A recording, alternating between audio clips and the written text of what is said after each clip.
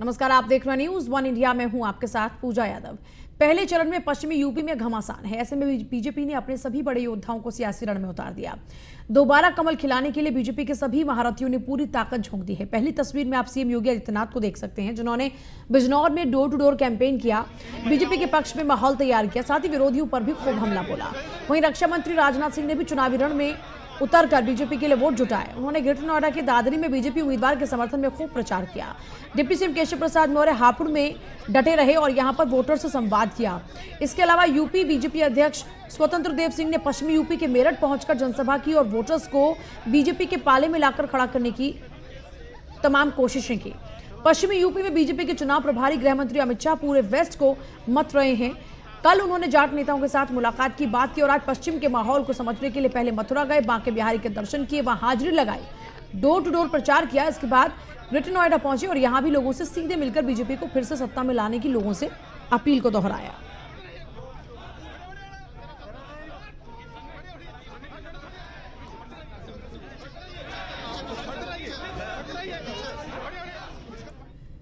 बिजनौर दौरे पर रहे मुख्यमंत्री योगी आदित्यनाथ ने जनसंपर्क अभियान किया। इस दौरान में कई कार्यक्रमों में वो शिरकत भी करने पहुंचे। इस दौरान सीएम योगी आदित्यनाथ ने क्या कुछ कहा, जरा सुनिए। सदी की सबसे बड़ी महामारी है और इस महामारी के दौरान एक एक व्यक्ति के जीवन को बचाने के लिए एक नई जद्दोजहद सरकार को, हेल्थ वर्कर्स को, कोरोना वॉरियर्स को, समाज के सभी लोगों को मिलकर के करनी पड़ी थी। आज उसी का परिणाम है कि थर्ड वेव की जो आशंका पहले अगस्त 21 में व्यक्त की जा रही थी, उसको उस समय रोक दिया गया। वेव जब आई भी तब तक हम लोगों ने वैक्सीनेशन के लक्ष्य को काफी बड़े पैमाने पर आगे बढ़ा दिया था। अगर हम लोग देखेंगे तो भारत में बनी हुई वैक्सीन, ये दोनों वैक्सीन दुनिया की सबसे प्रभावी वैक्सीन में से एक है और इस वैक्सीन का परिणाम है कि थर्ड वेव के प्रभाव को कम करने में इसकी भी बड़ी भूमिका है। मुझे प्रसन्नता है कि भारत के वैक्सीनेशन के कार्यक्रम को उत्तर प्रदेश ने अपने यहाँ अक्षरशः लागू किया।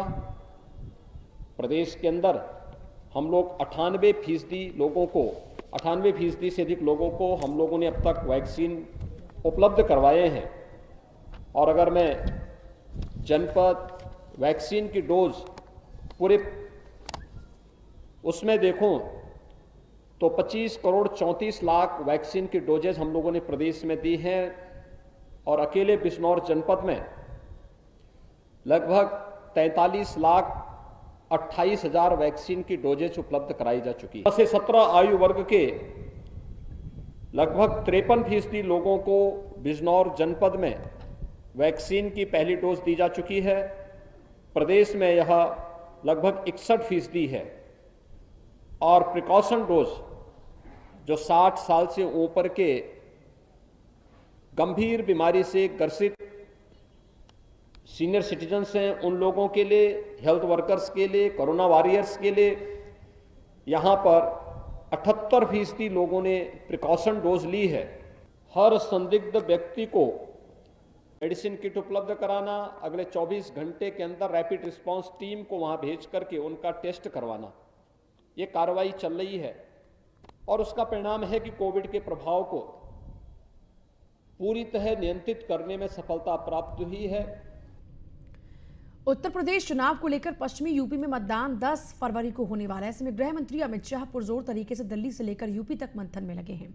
कल जाट नेताओं से मुलाकात और बैठक के बाद अमित शाह मथुरा पहुंचे, जहां सबसे पहले बांके बिहारी के दर्शन किए और फिर कार्यकर्ताओं को संबोधित भी किया। संबोधन के बाद अमित शाह ने बीजेपी प्रत्याशी श्रीकांत शर्मा के समर्थन में जनसंपर्क किया।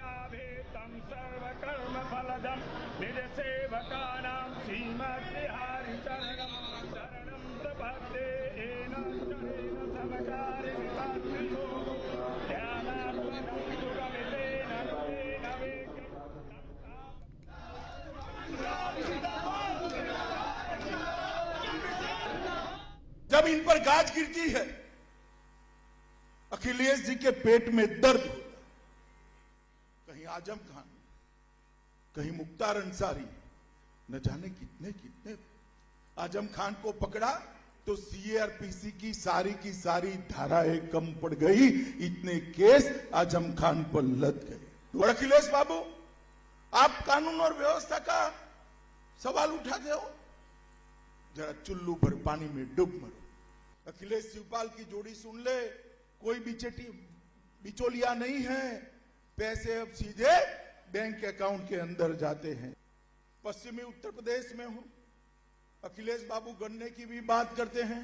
भैया अखिलेश, आपके राज्य में रिकॉर्ड लेकर आओ जनता के सामने, कितना पेमेंट हुआ था। ये बुआ भतीजा दोनों के राज्य में 55,000 करोड़ का पेमेंट हुआ था। कितना जब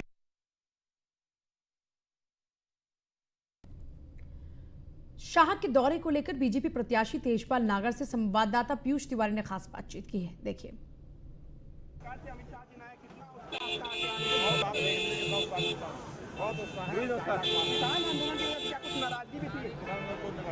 भारतीय जनता पार्टी कितनी सीटें आ रही है? तो बिल्कुल, तो आप देख रहे थे, ये भारतीय जनता पार्टी के प्रत्याशी हैं तेजपाल नागर, और इनका साफ तौर पे कहना है कि भारतीय जनता पार्टी की सरकार एक बार फिर से आ रही है। वीडियो में सुरेंद्र गोसाई के साथ पीयूष तिवारी, नोएडा। मेरठ में प्रदेश अध्यक्ष स्वतंत्र देव सिंह ने पिछली सरकारों पर जमकर हमला बोला। उन्होंने कहा कि पिछली सरकारों में बहन बेटियां सुरक्षित नहीं थी, जिसके चलते उनका बाहर निकलना दुश्वार हो गया था, लेकिन अब बीजेपी सरकार में बहु बेटियां सब सुरक्षित हैं।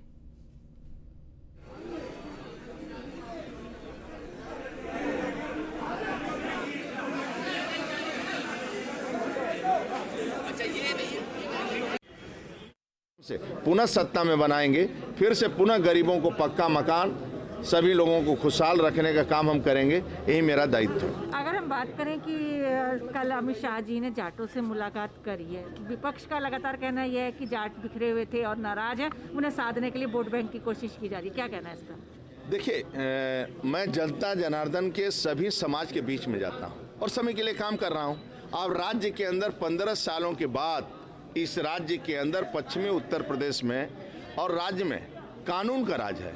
आपने सपा बसपा कांग्रेस देखा है, उसमें समाज के सभी वर्गों को लाभ मिलता है, सभी के बेटियां सुरक्षित हैं, शांति है, ताऊ जी आज खेत में जा सकते हैं, नहीं तो माँ और पत्नी इंतजार करती थी कि मेरा बेटा ट्यूबवेल से लौटेगा कि नहीं लौटेगा, वो इंतजार करता था। आज वो सुरक्षित 12 बजे रात को अपने घर पहुंचता है। आज कोई बेटी मेरठ के अंदर शादी विवाह से वापस लौटती है तो 12 बजे अपने घर पर पहुंचती है। तो लोग कानून के राज को पसंद करें, उसमें जाट भी पसंद करेगा, जाटों भी पसंद करेगा, वह सभी लोग पसंद करते हैं। और अपने कार्यकर्ताओं के साथ हम उठते बैठते हैं, सभी लोग बैठते हैं और समाज के सभी वर्ग भारतीय जनता पार्टी के साथ है, आदरणीय मोदी जी के साथ है, आदरणीय योगी जी के साथ है। वह सरकार बनाने के लिए पलायन कार्ड और हिंदू कार्ड खेला जा रहा है। देखिए, मैं चर्चा करूंगा ना, 5 साल में मैं आया तो पलायन नहीं हुआ, सपा का शासन था, पलायन होता था, गुंडों का राज था। आज जनता के बीच में लेकर जाना पड़ेगा, मेरे को बताना पड़ेगा कि जब से योगी सरकार आई है, लोग नहीं पलायन कर रहे हैं, गुंडे पलायन कर रहे हैं, अपराधी पलायन कर रहे हैं, अपराध राज्य छोड़कर भाग रहे हैं, या तो जमीन में गाड़ दिए जाते हैं, आसमान में जाते हैं, या जेल के अंदर हैं। तो अपराध को रोकना ये मेरा काम है। हम गुंडों को छुट्टा नहीं छोड़ सकते हैं। ये सपा बसपा आने के बाद आतंकवाद को छोड़ो, सिमी को छोड़ो, आतंक मचाने के लिए राज्य नहीं है, अराजकता मचाने के लिए राज्य नहीं, शांति से रहने के लिए राज्य बना है। उत्तर प्रदेश शांति के मार्ग पर चल रहा है, विकास कर रहा है। डिप्टी सीएम केशव प्रसाद मौर्य धौलाना विधानसभा के पिलखुआ पहुंचे, जहां पर डिप्टी सीएम का धौलाना विधानसभा से बीजेपी प्रत्याशी धर्मेश तोमर ने और उन सहित बीजेपी के कार्यकर्ताओं ने जोरदार स्वागत किया। उप मुख्यमंत्री के साथ साथ केंद्रीय राज्य मंत्री जनरल वीके सिंह भी मौजूद रहे। बिलखुआ के रेलवे रोड स्थित रंगोली मंडप में कार्यकर्ताओं को उप मुख्यमंत्री ने जीत का मंत्र देकर कुछ देर बाद डोर टू डोर बीजेपी प्रत्याशी के लिए वोट भी मांगे। और 2022 में मैं एक आपको अच्छी खबर दे करके मैं अपनी बातों को समापन की ओर ले जाऊंगा। उत्तर प्रदेश के अंदर जैसे 2014 में, जैसे 2017 में, जैसे 2019 भारतीय जनता पार्टी की लहर, भारतीय जनता पार्टी की विजय सुनिश्चित करने का काम यूपी की जनता जनार्दन ने किया था, वैसे ही 2022 में भी हम उत्तर प्रदेश के अंदर पूरे विश्वास से आप सबके आशीर्वाद और समर्थन के बल पर यह कह सकते हैं कि फिर एक बार हम 300 पार करने जा रहे हैं। बीजेपी के कैबिनेट मंत्री नंद गोपाल नंदी ने सपा पर जोरदार हमला बोलते हुए कहा कि सपा पार्टी झूठ का पेड़ है, इसमें जो फल भी निकलेंगे वो झूठे ही निकलेंगे। साथ ही उन्होंने कहा कि बीजेपी इस विधानसभा चुनाव में 350 से ज्यादा सीटें जीतेगी। मुख्य उद्देश्य 5 साल का लेखा जोखा जनमानस ने हमें बहुमत दे करके इस मंजिल तक पहुंचाया है, तो हम अपना लेखा जोखा, मेरी जिम्मेदारी बनती है कि हमने क्या क्या किया है वो बताएं और उनसे सुझाव लेकर के इसमें और क्या क्या कर सकते हैं वो जाने। इसके लिए मैंने ये बुक जारी की। योगी सरकार मंत्रिमंडल से इस्तीफा देकर समाजवादी पार्टी में शामिल होने वाले पूर्व मंत्री दारा सिंह चौहान को समाजवादी पार्टी ने घोसी विधानसभा से उम्मीदवार घोषित किया है। प्रत्याशी बनाए जाने पर दारा सिंह चौहान ने न्यूज वन इंडिया से खास बातचीत की है। इस दौरान उन्होंने क्या कुछ कहा है और बीजेपी के ऊपर किस तरीके से हमला बोला है, देखिए। उत्तर प्रदेश के पूर्व मंत्री दारा सिंह चौहान जो भारतीय जनता पार्टी का दामन छोड़ के समाजवादी पार्टी का दामन थामा था और आज उनको घोसी से उम्मीदवार बनाया है। सबसे पहले तो मैं समाजवादी पार्टी के राष्ट्रीय अध्यक्ष माननीय अखिलेश यादव जी को मैं बधाई देना चाहता हूं कि जिन्होंने आज हमारे जैसे कार्यकर्ता को विधानसभा में लड़ाई लड़ने के लिए भेजा है, विश्वास किया, भरोसा किया है। और मुझे भरोसे की बुनियाद पे मैं कहना चाहता हूं, जिस घोसी की जनता पे भरोसा किया माननीय राष्ट्रीय अध्यक्ष जी ने, माननीय अखिलेश यादव जी ने, उस भरोसे की बुनियाद पे खरी उतरेगी। अब भारी बहुमत के साथ जो है घोसी की जनता उत्तर प्रदेश की विधानसभा में सीट जीता के भेजेगी माननीय अखिलेश यादव, जिस प्रदेश में 10 मार्च के बाद इस प्रदेश के मुख्यमंत्री बनने वाले हैं। दादा जी, मधुबनी से आपने पिछली बार चुनाव जीता था और आप जीत गए थे। भाजपा वहाँ पे आज तक कभी जीती नहीं थी। घोसी में भी माना जाता था कि घोसी क्योंकि मऊ का क्षेत्र आता है तो मुख्तार अंसारी और बहुल क्षेत्र माना जाता है और उनकी वहाँ पे एक छवि बनाने की कोशिश कर रही है, जिसको कोशिश कर रही है बीजेपी बनाने की। उसको कैसे देखते हैं? क्या ये आपके लिए एक अलग विषम परिस्थिति नहीं होगी कि आपका एक एंटी कंपनी वाली बनाया जा रहा है इस को? देखिए, मैं तो मऊ की जनता को बधाई देना चाहता हूं, घोसी लोकसभा की जनता को बधाई देना चाहता हूं कि जब घोसी की जनता ने 2009 में मुझे लोकसभा में भेजा था, घोसी विधानसभा भी हमारी थी जहां से हम जीते थे, मधुबन विधानसभा भी हमारी थी जहां से हम जीते थे, मऊ और रसड़ा मोहम्मदाबाद से भी हम जीते थे। इसलिए वहाँ की जनता पे पूरा भरोसा है। और मैं कहता हूँ पूरी तरीके से, जिस तरीके से इस प्रदेश में, जब इस प्रदेश की आधी से ज़्यादा आबादी जो पिछड़े समाज की है, पूरी तरीके से भारतीय जनता पार्टी को समर्थन दिया था, जिस तरीके से सरकार ने उन्हें ठगने का काम किया, उनके अधिकारों पर डकैती डालने का काम किया, उनके आरक्षण को लूटने का काम किया है, सारे लोग गुस्से में हैं। तैयारी उन्होंने कर लिया है। जिस तरीके से किसानों के साथ आपने देखा, मैं तो कहता हूँ उत्साह भी है। जिस तरीके से माननीय अखिलेश यादव का नारा है, जो विजन उनका है, किस प्रदेश की जो संख्या है उसके हिसाब से आपने देखा होगा, इस प्रदेश की जनगणना को लेकर उन्होंने कहा था देश की पार्लियामेंट में इस प्रदेश की इतनी बड़ी आबादी है, आज जिनकी गणना नहीं हो रही, हमारी सरकार बनती है, हम अपने संसाधन से प्रदेश के जो पिछड़े हैं, जो छूट गए हैं, सारे लोगों की गणना करा करके जिनकी जितनी संख्या भारी उसके उतनी हिस्सेदारी करके पूरे प्रदेश का चतुर्दिक विकास करने का काम करेंगे, उनका विकास कराने का काम करेंगे। बीजेपी का शीर्ष नेतृत्व तो वहाँ पे पूरा कैंप कर रहा है, चाहे योगी आदित्यनाथ हो चाहे अमित शाह हो, तमाम बड़े नेता पश्चिम उत्तर प्रदेश में किसानों के बीच जा रहे हैं, बता रहे हैं कि उनका समर्थन मिल रहा है। देखिए, ये तो वक्त बताएगा। वही कहें कि अभी से हम क्या बताएं, क्या हमारे दिल में है।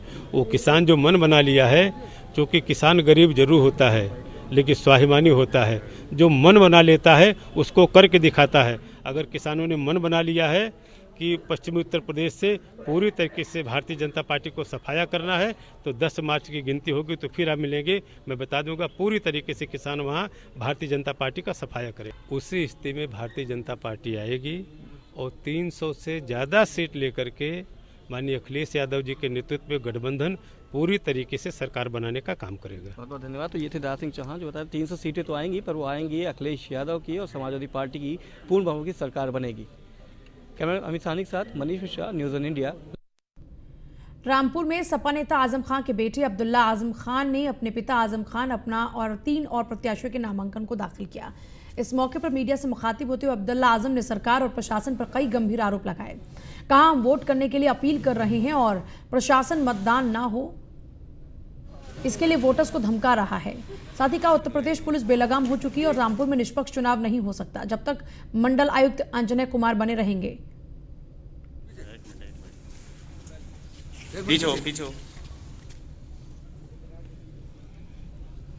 नॉमिनेशन कराया है आज जी, बस शुरुआत है जी। अच्छा होगा, उम्मीद करिए अच्छा रहे सब। सर, बड़ी जिम्मेदारी आप पर है क्योंकि वालिद साहब तो आपके जिला जेल बंद हैं, ऐसे में सभी विधानसभाओं की जिम्मेदारी आप ही पर है। आप ऐसा क्यों सोचते हैं? आप ये दुआ क्यों नहीं करते हो विधानसभा से पहले आ जाए, चुनाव से पहले? और सभी प्रत्याशियों से बात हुई है तो सभी बता रहे हैं कि काफ़ी हमें समर्थन मिल रहा है और अब्दुल्ला जी कैंपेन अच्छे से कर रहे हैं। चलिए, बहुत शुक्रिया। 500 सीटें समाजवादी पार्टी रिकॉर्ड वोट से जीतेगी रामपुर इंशाल्लाह, और उत्तर प्रदेश में 400। कार्रवाइयाँ आप पर हुई हैं, जो मुकदमे हुए हैं, उनका इम्पैक्ट मिलेगा या फिर जनता उन सब चीज़ों से? 10 मार्च को मैं और आप इस बात को देखेंगे। अमनोआ से समाजवादी पार्टी के प्रत्याशी मुखिया कुमार ने अजीब बयान दिया। भारतीय जनता पार्टी के विधायक के घर पर डकैती डालने वाला बयान दिया। उनके बयान का वीडियो सोशल मीडिया पर वायरल हो रहा है। इसमें खुलेआम विधायक को धमकी दे रहे हैं, साथ ही अपने आपराधिक इतिहास का भी बखान करते नजर आ रहे हैं। समाजवादी पार्टी के प्रत्याशी ने कहा कि हिंदू मुस्लिम को अलग अलग करके ये जीत गए हैं। एक कार्यक्रम की फोटो की बात करते हुए कहते हैं कि वो खुद को वो फोटो दिखाकर कट्टर हिंदू बता रहे हैं। हिंदू मुस्लिम सब भाई भाई हैं। सपा प्रत्याशी आगे कहते हैं कि विधायक ने जितना भ्रष्टाचार किया उसका पूरा हिसाब करेंगे, उसका पूरा माल लूट कर तुम्हारे घरों में पहुंचा दूंगा। मैं तो इस बात के लिए जाना जाता हूं। शासन प्रशासन मुकदमे की बात करें, 16 बार जेल काट चुका हूं। इनके मुकदमों से डरता नहीं, लोगों को वो नसीहत भी दे रहे हैं।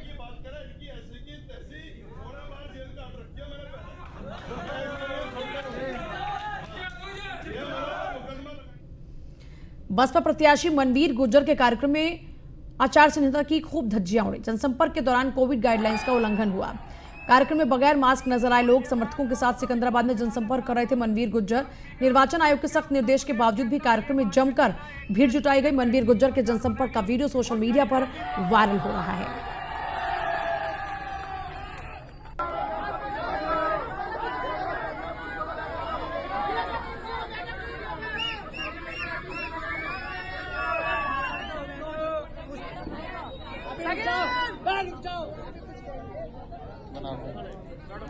अभी बोलेंगे सबसे पहली मुजफ्फरनगर में किस पार्टी की लहर चल रही है, किस पार्टी को कितना समर्थन मिल रहा है, मतदाताओं की राय क्या है, यही सब जानने के लिए न्यूज़ 1 इंडिया की टीम हर विधानसभा में गांव-गांव जाकर मतदाताओं के मन की बात जान रही है। तो जरा यहां की जनता यानी मीरापुर विधानसभा क्षेत्र की जनता के मन की बात को आप जरूर सुनिए। चुनावी बिगुल बच चुका है, ऐसे में वोटरों की क्या राय है, यही जानने के लिए न्यूज़ 1 इंडिया की टीम हर विधानसभा क्षेत्र में जाकर वोटरों की राय ले रही है। शान आलम जी, मीरापुर विधानसभा में किसकी ओर जा रहा है वोटर, क्या रुख है यहाँ पर? भैया, मीरापुर विधानसभा की क्या बात करें, हम पूरे ज़िले की बात करते हैं। हमारा मुजफ्फरनगर ज़िला पड़ता है और मेरा जो क्षेत्र आता है वो मीरापुर विधानसभा से आता है। और जो मुजफ्फरनगर की जो मतलब पूरे ज़िले की सीट 6 सीट है, जो 6 विधानसभा आती है। लेकिन हमें पहले तो हम गठबंधन के साथ जा रहा था। हमारे मुस्लिम जो वोटर है करीब 1,30,32,000 वोट है मुस्लिम समाज के, और यहाँ पे कादिर राना को टिकट होने के लिए जा रहा था, लेकिन कादिर राना जी के टिकट काट दिया। आपका नाम? जाकिर अली। अच्छा जाकिर जी, क्या रुख है मीरापुर विधानसभा क्षेत्र का? मीरापुर विधानसभा का बहुत अच्छा माहौल था अगर यहाँ पर मुस्लिम एक प्रत्याशी जिले में होता, कहीं भी होता। बस माननीय कादिर राना जी को इस सीट पे लड़ने के लिए कहा गया। उनकी सहानुभूति जो है बहुत ज़्यादा थी उनके साथ में लोगों की, और अब तो यहाँ पे जो है मामला गठबंधन के खिलाफ है जी। विधानसभा चुनाव में क्या है वोटरों की राय, यही जानने के लिए न्यूज़ 1 इंडिया की टीम गांव-गांव हर विधानसभा में घूम रही है और जान रही है वोटरों की क्या है राय। तो किसकी लहर मान रहे हैं, इस बार किसकी सरकार आने जा रही है? लहर तो जनाब सरकार तो योगी जी की बनेगी, भारतीय जनता पार्टी की, क्योंकि उनके काम से एक तो जैसे गुंडागर्दी है, बदमाशी है, लूटपाट है, ये ना के बराबर है। और जो बचे हैं आपके जब सरकार बनेगी वो भी ख़त्म हो जाएगी। आपका नाम? आस मोहम्मद। आस मोहम्मद, किसकी लहर है इस क्षेत्र में, कौन बना? यहाँ तो जी संजय चौहान का लड़का ही है। साइकिल गठबंधन चलेगी। क्या मुद्दे हैं इस बार, क्या चाहते हैं आप? सारे मुद्दे हैं, अभी कुछ होया क्या है हमारे गांव में तो कुछ होया ही नहीं। हमारे संजय सिंह चौहान के लड़के जो चंदन चौहान है, हम उन्हें मौका दे रहे हैं। आपके उन्हें विधायक बना के माननीय अखिलेश यादव जी का हाथ को मजबूत करेंगे आपके। अच्छा, एक विरोध भी चला था कि मुस्लिम प्रत्याशी को नहीं उतारा यहाँ पे, क्या वो कोई विरोध नहीं, वो कोई विरोध नहीं है। मीरापुर विधानसभा क्षेत्र में संबलेड़ा में क्या लहर है, किसे मौका मिल रहा है इस बार? देखिए यहाँ से जो क्षेत्र की जनता है, जो उनके बीच राय चल रही है, प्रशांत चौधरी और चंदा सिंह चौहान के बीच मुकाबला चल रहा है। वैसे तो भाजपा सरकार बहुत अच्छी सरकार रही है, जिसने शौचालय से लेके एयरपोर्ट तक दिए। बहुत अच्छा कार्यकाल रहा है। सड़कें को जाल बुना है यहाँ पे, और मकान के 2.5 लाख रुपए डायरेक्ट खातों में पहुँचे हैं। जो पहले आते थे, पहले बहुत कटफट के लोगों के हाथ से जब पहुँचते थे मकान पूरा भी नहीं हो पाता था, लेकिन अब डायरेक्ट खाते में पहुँच पा रहे हैं 2.5 लाख रुपए। अनाज की सुविधा बहुत अच्छी मिली है। संबलेड़ा में ज़्यादातर वोटरों की राय जो गठबंधन प्रत्याशी है चंदन चौहान, उनके साथ ही जाते दिख रहे हैं। मुजफ्फरनगर से सचिन जौहरी, न्यूज़ 1 इंडिया। हरदोई जिले के बिलग्राम मल्लावा विधानसभा से पूर्व विधायक सतीश वर्मा ने बीजेपी से टिकट न मिलने पर बीजेपी छोड़कर बसपा ज्वाइन कर ली। अपने हजारों समर्थकों के साथ जनसभा की, जिसका वीडियो सोशल मीडिया पर वायरल हो रहा है। वहीं पूर्व विधायक पर प्रशासन की ओर से भी कोई कार्रवाई नहीं किए जाने पर विपक्ष की ओर से आरोप भी लगाया जा रहा है कि सतीश वर्मा की पत्नी अंजू बाला बीजेपी के अनुसूचित आयोग की सदस्य हैं, जिसके चलते उन पर कोई कार्रवाई नहीं हो रही है।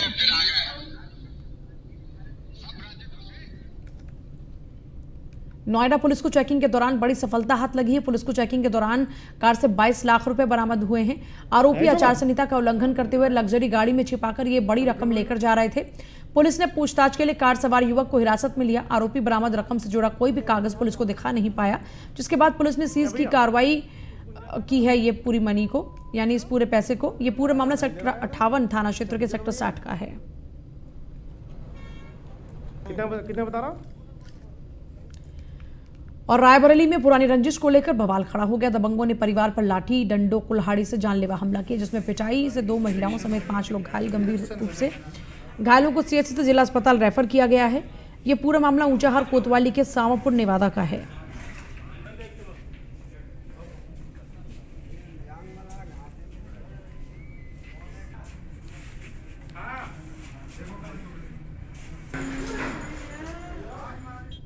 बाराबंकी जिले में समाजवादी पार्टी में टिकट का ऐलान होते ही समाजवादी पार्टी में फूट देखने को मिली। दरअसल 6 बार विधायक और पूर्व मंत्री रहे राजीव कुमार सिंह ने सपा के खिलाफ मोर्चा खोल दिया। राजीव कुमार सिंह ने बेटे के लिए दरियाबाद विधानसभा सीट से टिकट मांगा था। राजीव कुमार सिंह ने अपने बेटे देश कुमार सिंह उर्फ रिंकू के लिए सपा से टिकट मांगी थी। अखिलेश ने दरियाबाद विधानसभा सीट से अरविंद सिंह गोप को टिकट दे दिया। टिकट न मिलने पर राजीव कुमार सिंह ने सपा की ओर से घोषित उम्मीदवार को बाहरी उम्मीदवार बताया और कहा कि जब अखिलेश पिता की सीट करहल से लड़ सकते हैं चुनाव में, तो मैं क्यों नहीं। देखिए, हमने अपने राष्ट्रीय अध्यक्ष जी से जब 2021 में जनवरी में मिलने गए थे, तब हमने उनको अपना आवेदन पत्र दिया था। और वो भी राजनीतिक के मंझे हुए खिलाड़ी हमारे राष्ट्रीय अध्यक्ष जी भी हैं, और उनका आपने बयान सुना होगा कि वो पहली विधायक की लड़ने जा रहे हैं और अपनी पहली विधायक की वो करहल से लड़ने जा रहे हैं, जो उनकी पिताजी की धर्म राजनीतिक पृष्ठभूमि से। तो अगर मेरे पिताजी की सन 85 से ये धर्म, ये कर्म भूमि रही है दरियाबाद, तो क्या मैं नहीं लड़ सकता हूँ? और मैं कहना चाहता हूँ अपने राष्ट्रीय अध्यक्ष माननीय अखिलेश जी से भी कि हम कोई परिवारवाद की राजनीति नहीं कर रहे हैं। चलिए, फिलहाल आपसे ले रहे हैं इजाजत। नमस्कार।